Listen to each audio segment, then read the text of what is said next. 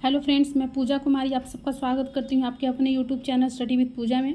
दोस्तों, जैसा कि आज ईसीजीसी पीओ का एग्ज़ाम था, आई होप आप लोग का बहुत अच्छा गया होगा एग्ज़ाम। मैंने भी आज एग्ज़ाम दिया है और अभी मैं कुछ देर पहले एग्ज़ाम देकर आई हूँ, तो मैं स्टार्ट कर रही हूँ आपको बताना कि आज का एग्ज़ाम कैसा रहा। और आप लोग भी मुझे ज़रूर बताइएगा कि आप लोग का एग्ज़ाम कैसा गया है, कितने अटेम्प्ट रहे हैं। तो उसके अकॉर्डिंग मैं आप लोग के लिए एक एक्सपेक्टेड कट ऑफ लाऊंगी, और क्योंकि जितना डाटा मुझे मिलेगा तो उसके अकॉर्डिंग भी सही कट ऑफ एक्सपेक्ट कर सकती हूँ कि कितना कट ऑफ जाना चाहिए। और अपना अटेम्प्ट ज़रूर मुझे बताइएगा कमेंट बॉक्स में कमेंट करके, या फिर टेलीग्राम चैनल है वहाँ ज्वाइन कर लीजिए, वहाँ पे मैं सब कुछ अपडेट डालते रहती हूँ।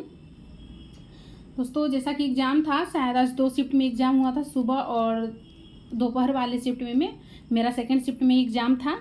आप लोग का किस शिफ्ट में एग्ज़ाम था, मुझे शिफ्ट और अपना अटेम्प्ट ज़रूर बताइएगा। एग्ज़ाम तो अच्छा था। रीजनिंग का क्वेश्चन जैसा मैं बताऊं, रीजनिंग का क्वेश्चन भी अप्रॉक्स मॉडरेट था, और मैथ का जो डीआई था ना, 2 डीआई थोड़ा मॉडरेट लेवल का था, 1 डीआई था तो वो इजी था। 1 डीआई किस चीज़ पे था, एक ब्लेजर था, सूट दिया हुआ, शर्ट दिया हुआ था, ब्लेजर था, बेल्ट था, ट्राउजर था, उसका सारा डाटा दिया हुआ था मई जून जुलाई का, उसके अकॉर्डिंग ना वो बता रहा था। उसके बाद ये बहुत इजी था, ये उतना हार्ड नहीं था। बाकी 3 डीआई जो था, एक कैसलेट डीआई था और एक बहुत लेंदी डीआई था कि हिंदी दिया हुआ था, और मतलब total number of book published होना था हिंदी और बुक, उसमें से कुछ हिंदी और इंग्लिश पब्लिश ये सोल्ड नहीं हुए हैं, कुछ अनसोल्ड हैं, कुछ सोल्ड हैं। उसमें से भी हिंदी और इंग्लिश का अलग अलग करके निकालना था, तो बहुत लेंदी वो जा रहा था क्वेश्चन। तो मैं उसको तो लगता है कि 5-6 क्वेश्चन था, तो उसमें से मैं 2 क्वेश्चन अटेम्प्ट की, क्योंकि उसमें फंसने का मतलब है क्या क्या क्वेश्चन मैं नहीं चेक कर पाती, इसलिए मैं उसको स्किप करके आगे चली गई। आगे को डीआई था, वो इजी था, ट्राउजर बेल्ट वाला जैसा मैं बताई वो सही था। इंग्लिश अच्छा था, इंग्लिश बहुत अच्छा था, बनाने लायक था। इंग्लिश का जो 5 ईरर था, 5 ईरर बहुत अच्छा लग रहा था। 5 ईरर में था कि 2-2 ईरर खोजना था, 2 सेंटेंस में ईरर हो रहा था, तो इजीली मिल जा रहा था। जैसे किसी में था कि अलोंग विथ लगा हुआ है, उसके बाद किसी का जैसे कि अलोंग विथ टुगेदर विथ का बात क्या होता है कि जो अलोंग विथ के बाद जो सब्जेक्ट रहता है, सेकेंड सब्जेक्ट के अकॉर्डिंग आपका वर्ब यूज होता है। बट यहाँ पे ना सेकेंड सब्जेक्ट जो उसका रहता था सिंगुलर था, लेकिन वर्ब प्लूरल कर दे रहा था। ऐसे करके इसमें था, 2 क्वेश्चन इस टाइप का मिला था। और उसके बाद फिर पारा जंबल वो था, सेंटेंस रीअरेंजमेंट का, जो सिंगल सिंगल लाइन का रहता है ना, तो 4-4 लाइन दिया हुआ था, बट एक बार में ही अरेंज करना था, तो वो क्वेश्चन शायद 3 क्वेश्चन था। पैसेज आपका 2 पैसेज दिया हुआ था, ज़्यादा बड़ा पैसेज नहीं था, छोटा छोटा 2 पैसेज था। फिलिंग द ब्लैंक्स था, 2-2 जो रहता है 2-2 वर्ड बैठाना था उसमें।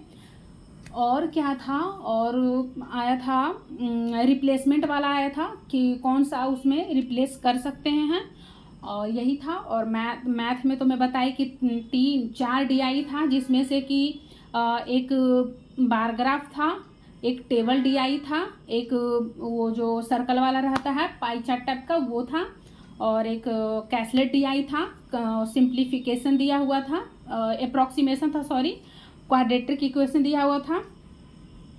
और क्या था, मिसिंग सीरीज था। मिसिंग सीरीज बहुत इजी था। एक में जो मिसिंग सीरीज आ रहा था ना, तो एक में मिसिंग सीरीज क्या डिफरेंस पे जा रहा था, कि डिफरेंस मैं बताती हूँ आपको।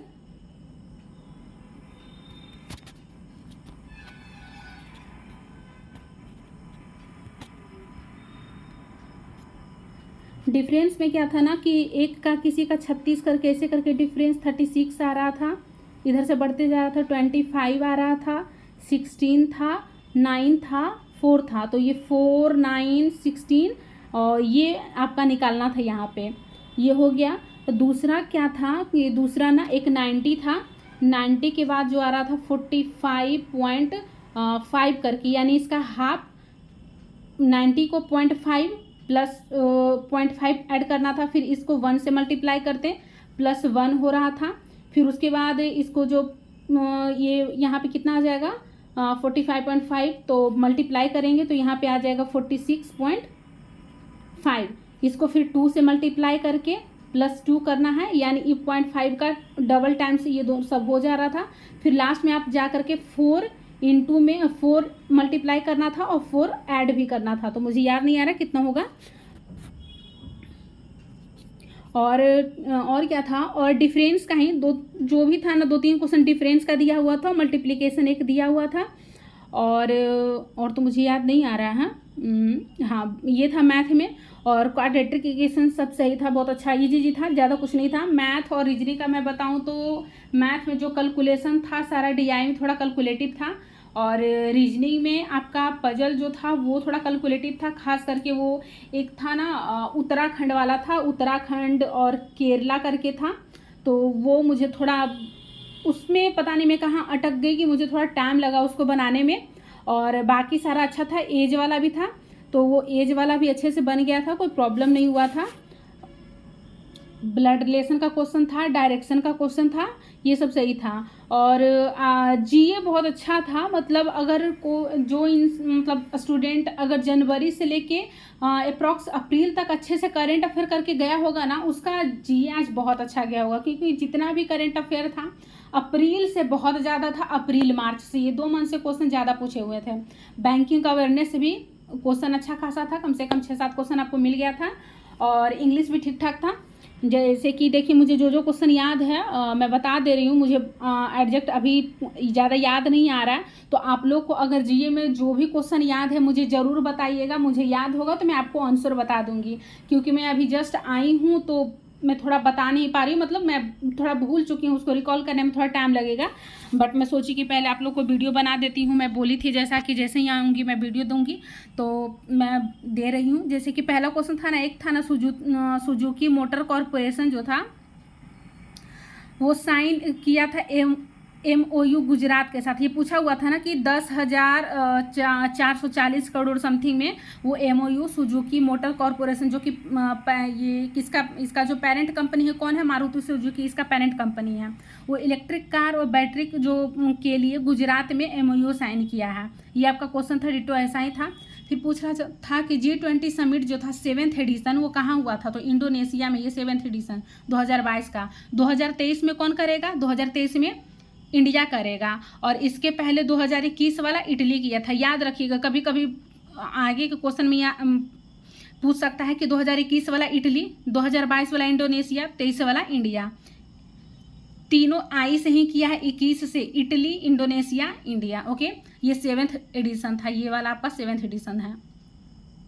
उसके बाद था कि वर्ल्ड का हाईएस्ट टनल सिंकुला पास के बाद जो बन रहा है, तो उसका जो पूछ रहा था कि उसका हाइट कितना है, तो 16,580 फीट के ऊपर वो बन रहा है टनल। फिर उसके बाद ट्विटर के बारे में था कि ट्विटर को किसने परचेज किया है, तो एलन मस्क ने किया है। फिर पूछ रहा था रुपे कार्ड जो लॉन्च हुआ है आफ्टर भूटान और सिंगापुर के बाद कहाँ लॉन्च हुआ है, तो UAE में हुआ है। और एक चीज़ और याद कर लीजिए कि 4th कंट्री जो है जहाँ पे रुपे कार्ड लॉन्च हुआ है वो 4th कंट्री नेपाल है आपका। इसका आंसर क्वेश्चन में आपका आंसर जो आया था एग्जाम में UAE होगा। फिर और RBI रिलेटेड क्वेश्चन था कि RBI के इसमें कौन सा फंक्शन नहीं, मतलब कौन काम नहीं करता है, तो RBI करेंसी को रेगुलेट करता है, उसका कैसे इशू करना चाहिए, और फिर उसके बाद बैंक को रेगुलेट करता है, तो उसके और तीसरा ऑप्शन में शायद ये था कि सेबी से रिलेटेड था कि ये मार्केट को रेगुलेट करता है, बट मार्केट कैपिटल मार्केट को ये RBI रेगुलेट नहीं करता है, वो सेबी करता है, security exchange board of India करता है। सेबी से रिलेटेड क्वेश्चन था, तो ये नहीं करता है RBI का फंक्शन। और तो मुझे क्वेश्चन अभी याद नहीं आ रहा है, बट जैसे ही मुझे याद आता है मैं आपको ज़रूर बताऊंगी, और या फिर होगा तो मैं टेलीग्राम चैनल पे पोस्ट कर दूंगी। और आप लोग को अगर याद हो तो मुझे कमेंट बॉक्स में ज़रूर कमेंट कीजिएगा, ताकि मैं उसका आंसर आप लोग को बता सकूँ, ठीक है, ताकि बाकी लोग का भी हेल्प हो जाए, उनको भी अपना अंदाज़ा हो जाए कि उनका कौन कौन सा GA में सही हुआ है। नेक्स्ट एक रीजनिंग में क्वेश्चन था ना कि कुछ पर्सन, मतलब सिंगल लाइन का ही क्वेश्चन था, एक ही लाइन का था कि 8 लोग, मतलब कुछ लोग सर्टेन लोग बैठे हुए थे, तो टोटल जो पर्सन आ रहा था 16 पर्सन आ रहा था ना, P था, और 3 वो जो है राइट कॉर्नर से 3rd पर बैठा हुआ था, तो एक ऐसा था क्वेश्चन, तो 16 पर्सन है। फिर एक प्रॉफिट लॉस का क्वेश्चन था। प्रॉफिट लॉस में था ना कि मतलब 2 CP था, CP दोनों का सेम था, और उसका MP जो था कि एक CP पर 50 था एक MP, और दूसरा 162 था, और एसपी दोनों का दिया हुआ था, एक का था 225 और दूसरे का था 324। तो टोटल प्रॉफिट पूछ रहा था, तो टोटल प्रॉफिट जो उसका आएगा 149 प्रॉफिट उसका आया था। और क्या था, और तो मुझे ज़्यादा याद नहीं आ रहा है। फिर था आपका स्टेटमेंट वाला क्वेश्चन था कि कौन सा स्टेटमेंट सफिशियंट है आंसर देने के लिए, स्टेटमेंट 1 या स्टेटमेंट 2। तो मेरा तो 2 क्वेश्चन का आंसर जो आया था बोथ नेसेसरी है, और एक सीपी करके था कि प्रॉफिट परसेंट पूछ रहा था, प्रॉफिट परसेंट किसी का पूछ रहा था ना, तो एक का दिया हुआ था कि सीपी और एसपी दोनों मिलाकर 100 रुपया दिया हुआ था, एक में था कि सीपी और एसपी का रेशियो 4:3 दिया हुआ था। तो यहाँ से क्या हमको प्रॉफिट परसेंट ही ना पूछ रहा है, तो हमको तो प्रॉफिट परसेंट जब पूछ रहा है तब तो मेरा स्टेटमेंट 1 से ही निकल जाएगा, स्टेटमेंट 2 का तो हमको ज़रूरत ही नहीं है, तो इसके लिए इसका स्टेटमेंट 1 होगा। फिर एक एज से रिलेटेड क्वेश्चन था, तो उसके लिए हमको कोई समा थी, फिर पता नहीं अप्रीला करके कुछ भी थी, तो उसका जो था तो उसके लिए हमको दोनों का यूज करना था, दोनों स्टेटमेंट। और एक बिना स्टेटमेंट वाला भी कोई क्वेश्चन था, एज से रिलेटेड था ना, शायद एज पूछ रहा था, प्रेजेंट एज पूछ रहा था, किसका था प्रेजेंट एज, अप्रीला, और मुझे याद नहीं आ रहा, तो उसका जो प्रेजेंट एज का डिफरेंस था ना 8 आ रहा था मेरा, 8 आंसर उसका होगा। और बाकी का तो मुझे याद नहीं आ रहा है। और हाँ, एक मिसिंग सीरीज में एक का आंसर आ रहा था ना 86 आंसर आ रहा था, ऑप्शन में 86 दिया हुआ था, उसका आंसर आ रहा था। और तो बाकी सिंप्लीफिकेशन वगैरह था, मुझे जितना याद है मैं आपको बता दी हूँ। और आप लोग भी ज़रूर बताइएगा अपना अटेम्प्ट, और वीडियो अच्छा लगा हो तो चैनल को लाइक, सब्सक्राइब और शेयर ज़रूर कीजिएगा। Thank you for watching my video. Thank you दोस्तों।